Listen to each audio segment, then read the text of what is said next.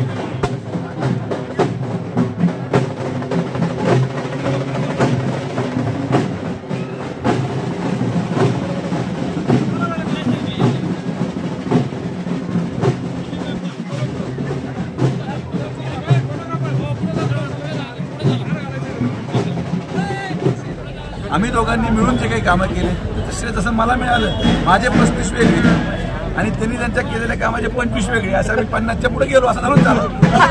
संविधान बदलणार हा झाला होता, आता काही सेट केलंय का? आता विरोधकांनी आता काहीतरी सेट केलं तर त्यांचं पूर्ण बॅकअप झालेलं आहे, त्यामुळे तिथे काही सेट करू द्या.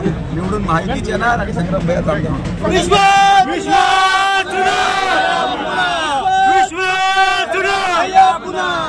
पाहिला पूर्णपणे बहुमताकडे महायुती चाललेली आहे. मला विश्वास आहे आज अहमदनगर शहरामध्ये संग्राम भैयांच्या माध्यमातून विकास कामं झाले, आम्ही दोघांनी मिळून केले, त्याचं फळ त्यांना 100% मिळेल. मलाही लोकसभेमध्ये जनतेने या ठिकाणी प्रेम दिलं होतं, पण त्यापेक्षा अधिक प्रेम आमदारांना मिळेल मला विश्वास आहे. आणि 50,000पेक्षा जास्त फरकाने आमदार संग्राम जगताप या अहिल्यानगर शहराचे आमदार होते. महाविकास आघाडीकडून जाहीरनामा प्रसिद्ध करण्यात आला, अनेक वचने देण्यात आले, लाडकी बहिणीवर राज्यामध्ये चालू 3,000 रुपये देण्याची सांगितलं.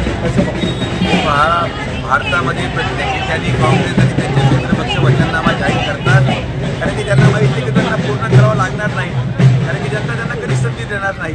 त्यामुळे ते 3,000 काही ते 50,000 सुद्धा सांगू शकले असते. तुम्ही इतर राज्यांमध्ये हरियाणामध्ये पण ते जिलेबी खायला लागली होती सकाळी सकाळी. त्यांना जनता कधीच बसवणार नाही. त्यांचे जाहीरनाम्याचे पुस्तकं रद्दीमध्ये विकले जातात नंतर. त्यामुळं महाविकास आघाडीमध्ये आता काही राहिलेलं नाही. जवळपास 100च्या आतच ही महाविकास आघाडी गुढाळी जाईल, महायुती 200 पार करेल आणि राज्यामध्ये सत्तेच्या माध्यमातून आमदार संग्राम जगताप हे या शहराचा विकास पुन्हा सुरू करतील आणि त्यांच्या विकासाच्या माध्यमातून पुन्हा लोकसभेला उभं राहून निवडून येईल ही अपेक्षा मी ठेवतो. वणीमध्ये उद्धव ठाकरेंची सभा होती, त्यांची बॅग निवडणूक आयोगाची चेक करण्यात आली, त्याच्यावरून राजकारण सुरू झालं. निधीचा जसा वापर करण्यात आला तसं निवडणूक आयोगाचा वापर करण्यात येतो असं सांगितलं.